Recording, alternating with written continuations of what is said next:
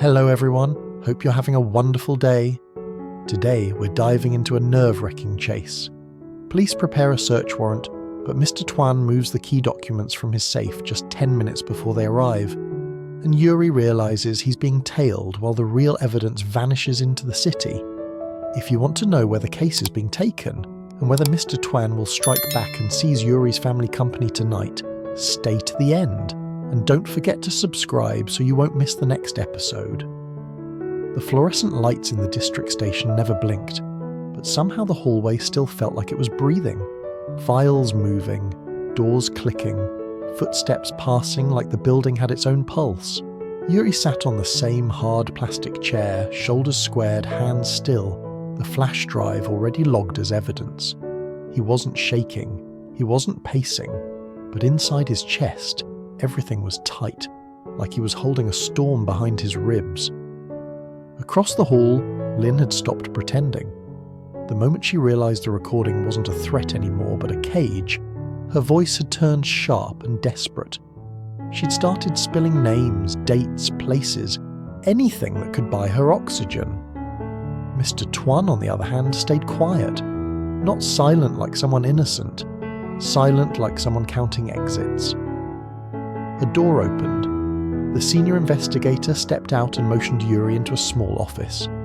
The room smelled like paper and cold coffee. A folder sat on the desk, neatly aligned. The investigator didn't offer a smile. He didn't need to. "Mr. Yuri," he said calmly, "your evidence is credible. Ms. Lynn is cooperating." Yuri's jaw tightened. "And Mr. Twan?" "He's resisting," the investigator replied. "He's denying context, claiming manipulation, trying to frame this as a personal conflict." Yuri nodded once. That's his style. The investigator slid a sheet across the desk, an official request form, already half completed. "We're preparing a search warrant," he said. "Based on the recording, Ms. Lynn's statement and preliminary financial indicators." Yuri leaned forward slightly. "For his office. And any linked properties we can justify," the investigator said. "She claims he keeps key documents in a safe at his office.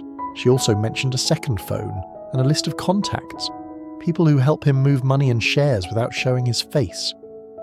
Yuri's throat moved as he swallowed. "If we get those documents, the case becomes solid." "Yes," the investigator agreed. "But listen carefully." He tapped the desk once, a quiet warning. "If Mr. Twan senses the net closing, he may destroy evidence, he may intimidate witnesses, he may accelerate the corporate takeover." Yuri's voice stayed low. "He's already doing it." The investigator studied him.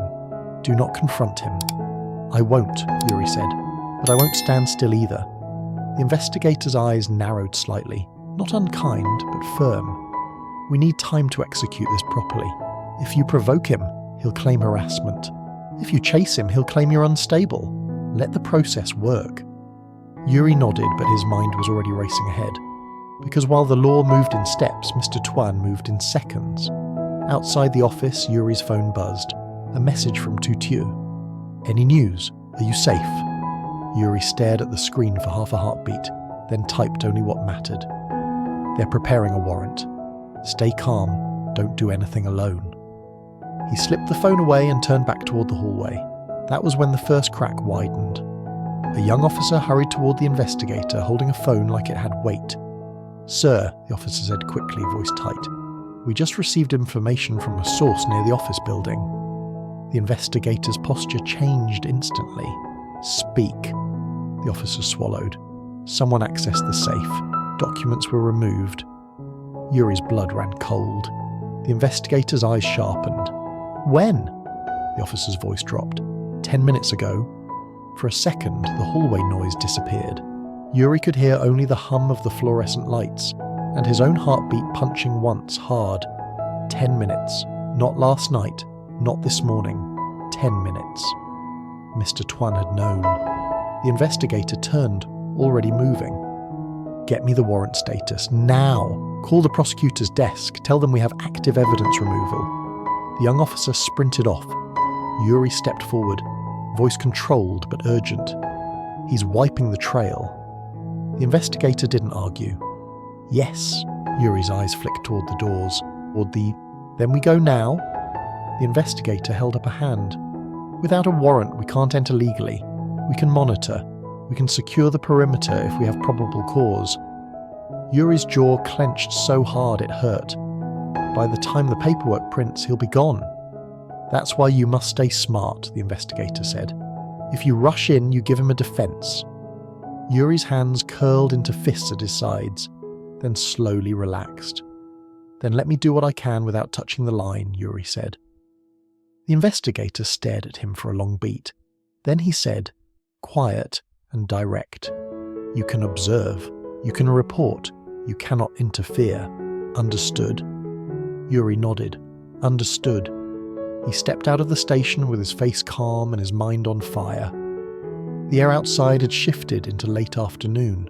Shadows stretched long across the pavement, and for a moment the city looked normal. People walking, motorbikes passing, a vendor calling out prices. But Yuri knew better. Normal was just the mask. He called Tuan. Tuan picked up immediately. "Talk." "They moved the safe documents," Yuri said.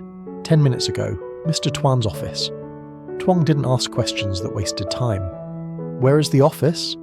Yuri sent the location pin. "I'm heading there now. I'm not going inside. I'll watch and record." Tuan's voice stayed flat. "Good. Do not confront. If he has people, they won't hesitate." Yuri exhaled once. "I know." He hung up and drove. Not fast enough to draw attention, not slow enough to arrive too late. When Yuri reached Mr. Twan's office building, he didn't park in front. He parked across the street behind a row of trees and a parked delivery truck. He lowered his seat slightly, just enough to stay unseen. And then he watched. The building looked polished. Clean glass. A security guard at the entrance. A place designed to look legitimate, which only made the threat worse. Because criminals like Mr. Twan didn't hide in darkness. They hid in daylight. 2 minutes passed. Then the elevator doors inside the lobby opened. A man stepped out carrying a black briefcase. Not a cheap bag, not a backpack. A locked hard-shell case. The kind people used for sensitive items. Yuri's fingers tightened around his phone. The man didn't look nervous. He looked trained. Behind him came another man, taller, scanning the street with quick eyes, the way bodyguards checked for cameras. Then, like a final insult, Mr. Twan appeared. No cuffs, no panic. His suit perfect. His face calm. He walked as if the world still belonged to him. And for one brutal second, Yuri understood how dangerous that calm was. Mr. Twan spoke to the security guard. The guard nodded and stepped aside immediately. Then Mr. Twan and his men moved toward a black car parked at the curb. Yuri lifted his phone and began recording. Plate number, faces, timestamp. The man with the case slid it into the trunk like it contained nothing more than paperwork. But Yuri knew that case could be the difference between justice and escape. Mr. Twan got into the back seat. Before the door closed, he paused, just a fraction of a second, and looked across the street. Not at Yuri directly, but at the street, at the world. Like he could feel something tightening around him, and he was deciding whether to cut through it or burn it down. The door shut, the car pulled away smoothly, no rush, no squeal. That was what made it terrifying. Yuri started his engine and followed, careful, measured, never close enough to look like a tail. The black car turned twice, then merged into heavier traffic. A perfect shield. Yuri stayed with it, heart tight, mind sharp. Then his phone buzzed. A message from the investigator. "Warrant is being expedited. Keep distance. Do not engage." Yuri didn't reply. He couldn't, because the car ahead had just taken an unexpected turn, off the main road, into a narrower street lined with warehouses and closed shops. A place with fewer cameras, fewer witnesses. Yuri's stomach dropped. This wasn't just moving documents. This was disappearance. The car slowed near a warehouse gate. The gate opened quickly like someone was waiting. Yuri stopped farther back, behind a truck, and zoomed his camera. Mr. Twan's men got out first. The hardshell case came out next. Then Mr. Twan stepped out, his posture still calm. But now, in the half-light of that quiet street, his calm looked different. It didn't look confident. It looked ruthless. Yuri whispered to himself, "He's hiding it." His phone rang, Tu Tieu. Yuri hesitated for only a heartbeat, then answered quietly. Tu Tieu. Her voice was thin with fear. "Yuri, what's happening? They said Lin was caught. Is it over?" Yuri stared at Mr. Twan in the distance, watching the case being carried inside the warehouse, and he realized the truth. "No," Yuri said softly. "It's not over." Tu Tieu's breath caught. "What do you mean?" Yuri's voice lowered into steel. "Mr. Tuan just moved the key evidence 10 minutes before the warrant. He knew." Silence on the line. Then Tu Tieu whispered, "So what do we do?" Yuri didn't take his eyes off the warehouse door. He spoke slowly, each word controlled. "We keep going," he said, "because if we lose that case, Mr. Twan walks." And as the warehouse gate began to close, Yuri's phone buzzed again, this time from Twan, one message. "I'm close. Don't move." Yuri's heart tightened, because the next moments wouldn't be about patience anymore. They would be about whether the truth could reach the law before Mr. Twan buried it where no one could dig. "I'm close. Don't move." Twan's message sat on Yuri's screen like a command, and Yuri obeyed. Not because he liked being told what to do, but because his instincts agreed. Mr. Twan didn't choose a warehouse street for convenience. He chose it because it was quiet enough to erase people. Yuri stayed behind the truck, phone camera still recording, zoomed tight on the warehouse gate. The hard-shell case disappeared inside. The gate began to slide shut, and then Yuri saw it. One more detail that made his stomach sink. A second car was already parked inside the yard. Not just waiting, prepared. This wasn't hiding evidence, this was transferring it. Twan arrived 2 minutes later, not with dramatic footsteps, not with a hero entrance. He simply appeared beside Yuri like a shadow that had learned how to breathe quietly. "Show me," Twan whispered. Yuri tilted his phone, letting Twan see the plate numbers he'd captured. The men carrying the case, Mr. Twan's face in the half-light. Twan's expression didn't change much, but his eyes sharpened. He knew the warrant was coming. Yuri's voice stayed tight. "They said the safe was cleared 10 minutes before." Twan nodded once. "Then he has someone feeding him information. The net is leaking." The warehouse gate stopped halfway, paused, as if whoever controlled it was listening for danger. Yuri held his breath. Twan leaned closer. "No confrontation," he murmured. "We get the chain of movement. That's how we keep him from claiming false accusation." Yuri's jaw clenched. "If we lose that case, he walks." Twan's gaze stayed locked on the gate. "If we rush, we might not walk." A new vibration hit Yuri's phone, an incoming call from the investigator. Yuri answered in a whisper. He moved it. "Warehouse. I have video." The investigator's voice was calm, but Yuri could hear urgency under the control. "Do not enter. Do not engage. A warrant is being expedited, but we need officers to arrive with legal authority." "He's transferring it again," Yuri said. "There's another car inside." Silence for a beat. Then, "Send location. Stay online if possible." Yuri sent the pin and lowered the phone. "They're coming." Twan's eyes stayed cold. "Define coming." The warehouse gate slid open again slowly, like a mouth deciding whether to bite. Mr. Twan stepped back out first. He looked unchanged, suit clean, posture calm, like he was leaving a normal business meeting. But now, with the street empty and the light fading, his calm felt sharper, predatory.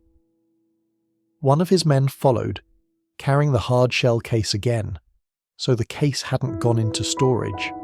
It had gone in to be checked, maybe photographed, maybe split, then brought back out for the next step.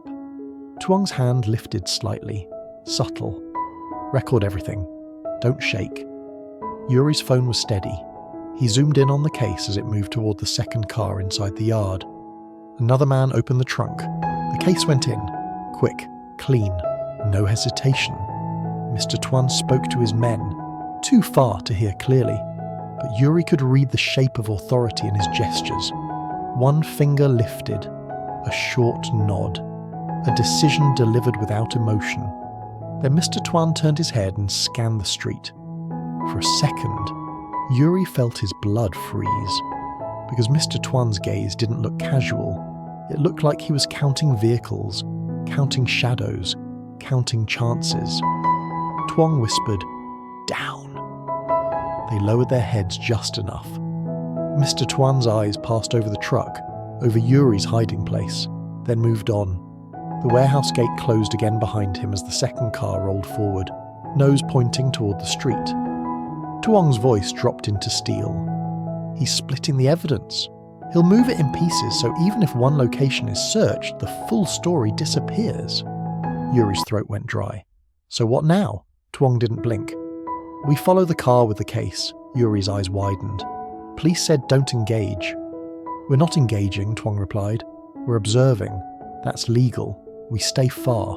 We don't provoke. We document where the evidence goes. If the warrant hits the office and finds nothing, the new location becomes the target." Yuri nodded once, sharp and controlled. The second car pulled out onto the street. Tuan waited 5 full seconds, just enough to look like coincidence, then signalled Yuri to move. They didn't chase. They didn't speed. They followed like ordinary traffic, blending into the city's tired late afternoon flow. The car ahead took 2 turns that made Yuri's stomach tighten. Not toward the centre, not toward a safe neighbourhood, toward the riverside industrial roads, where warehouses sat like sealed mouths and cameras were rare. Tuan's phone buzzed. He glanced down, then held it low for Yuri to see. A message from an unknown number. "Stop following." Yuri's hands tightened on the steering wheel. "They know." Tuan's voice stayed calm. "They suspect, not confirm. If they confirmed, they'd send someone." Yuri swallowed. "Or they already have." As if the city wanted to answer, another motorbike slipped into their lane behind them. Rider wearing a dark helmet. No obvious plate visible from Yuri's angle. The bike stayed just far enough to look normal. Tuan watched it through the side mirror without moving his head too much. "We have a tail." Yuri's pulse hit once hard. "What do we do?" Tuan's answer was immediate. "We don't run, we change the pattern." He pointed ahead. "Next intersection, you go straight. I turn right." Yuri blinked. "Split up?" "If they're following you, they'll stay with you," Tuan said. "If they're following the case, they'll follow the car ahead. Either way, we learn what they want." Yuri hesitated for half a second, then nodded. "Okay." At the intersection, Yuri kept going. Tuan turned right and disappeared into a side street. The motorbike behind Yuri hesitated, just one small wobble, then stayed with Yuri. So they weren't following the case, they were watching Yuri. Yuri's mouth went cold. He forced himself to keep driving like nothing was wrong, like he was just a man going home. His phone buzzed again, Tu Tieu this time. He answered on speaker softly, "Tu Tieu." Her voice came out shaky but determined. "Yuri, I heard from Tuan. Mr. Twan moved the documents. Are you okay?" Yuri stared at the mirror and saw the motorbike still there, still quiet. "I'm okay," he lied gently. "Listen to me. Stay where you are. Do not come near any station, office, or clinic." Tu Tieu's breath hitched. "Is he coming for us?" Yuri's jaw tightened. "He's trying to protect himself. That means anyone connected to the proof is a risk." Tu Tieu whispered, "What about my mum? What about Mrs. Lan?" Yuri's chest tightened at her words. "We're not forgetting her," he said. "But right now, we have to stop Mr. Twan from wiping the trail. If we lose this evidence, everything else becomes harder." Tu Tieu didn't argue. Her voice turned smaller. "Just, please be careful." "I will," Yuri promised, even as he felt the lie scrape his throat. He ended the call and focused. The motorbike was still behind him. Yuri drove toward a busy main road. More cars, more eyes, more safety. He merged into traffic and watched the rider's behaviour. The bike didn't pass, didn't turn off, just stayed behind him like a shadow that didn't need light. Then Yuri's phone buzzed. Tuan Finally. Keep driving. Don't look back. You're being tested. I'm behind them. Yuri exhaled a breath he didn't realize he'd been holding. So Twan hadn't disappeared. He'd repositioned. A minute later, the motorbike behind Yuri suddenly accelerated, swerved into another lane and turned off, gone. Just like that. Not an attack, a warning. Yuri's hands shook once, barely, then steadied. His phone buzzed again. This time a message from the investigator. Patrol unit dispatched to warehouse area. Warrant signed is imminent. Do you have live location of evidence? Yuri stared at the screen, frustration burning. He didn't, because the car with the case was gone, and he'd been bait. Tuan's next message arrived quickly, as if he read Yuri's mind. I stayed on the case car. It switched plates at a back lot near the river. Now it's heading to a private office building on Nguyen Street. Sending pin. Yuri's heart slammed once hard. So Mr. Twan wasn't just hiding it. He was laundering its location. Tuan sent a short video clip. The case being moved, the plate swap, the car continuing. Proof of movement, evidence of intent. Yuri forwarded everything to the investigator with shaking fingers that refused to fumble. Then Yuri drove toward the new location, not to confront, not to enter, only to be present if the law arrived too late again. As he approached the street Tuan marked, his phone buzzed with one final message from Tuan. He's not just moving documents, he's moving power. Tonight, he'll try to call an emergency shareholders meeting. Your family company is next. Yuri's throat went dry, because suddenly the case in the trunk wasn't just paper. It was a weapon aimed at everything Yuri's father built, everything Yuri's family still believed was safe. And as Yuri turned the corner and saw the new office building ahead, lights on, guards at the entrance, a black car parked too neatly by the curb, he understood with sharp clarity the warrant might arrive. But Mr. Twan was no longer just running. He was preparing to strike back.